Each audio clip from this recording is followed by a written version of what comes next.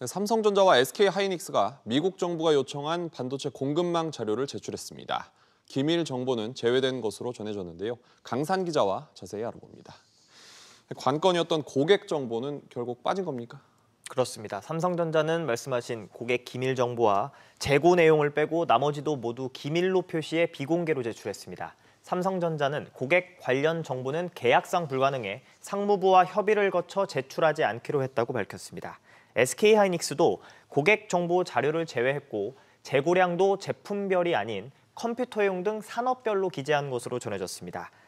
미국이 심각하게 여기는 차량용 반도체 부족과 연관성이 낮다고 강조하면서 공급망 회복 노력 입장을 밝힌 것으것으로도 전해졌습니다. 이번에 업체 몇 곳이나 제출을 했습니까? 네, 미 연방정보 사이트에 따르면 오늘 오후 기준으로 봤을 때 189개 기업과 학교가 자료를 제출했고요. 상무부 검토를 거쳐 게시된 곳이 40곳입니다. 네. 미국 시스코, 일본 르네사스, 또 BMW 등도 시한인 오늘 제출했는데요. 대부분 최대 고객사와 제품별 재고 등엔 답하지 않은 것으로 전해졌습니다.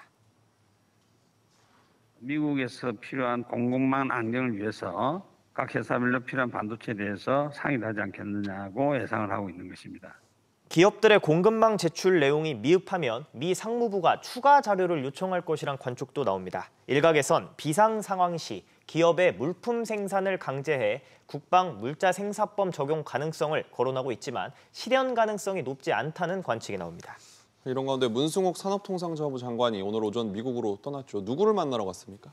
네, 문 장관은 오는 11일까지 미국 워싱턴 DC에서 미 상무부 장관과 에너지부 장관 등을 만날 예정입니다. 네. 들이 또 좀 제출하기 어려운 부분에 대한 요구가 있을 때는 정부 쪽에서 그 해결하기 위한 노력을 해야 되지 않겠나 이렇게 생각을 합니다. 문 장관은 반도체 공급망 확대 논의와 함께 한국산 철강제 할당량이 규정된 무역 확장법 개선도 요청할 계획입니다. 중국 입장에서는 미국의 이런 움직임을 온전히 곱게 보지는 않을 것 같은데요. 네, 중국이 펼친 논리를 보면 중국 관영 매체들은 이번 요소수 대란을 통해서 한국이 글로벌 공급망에서 중국이 가진 위치를 분명히 인식해야 한다는 주장을 내놨습니다.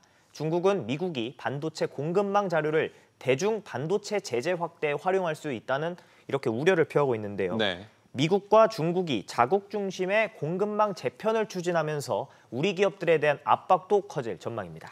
우리 입장에서는 이러지도 저러지도 못하게 생겼군요. 그렇습니다. 강 기자, 잘 들었습니다.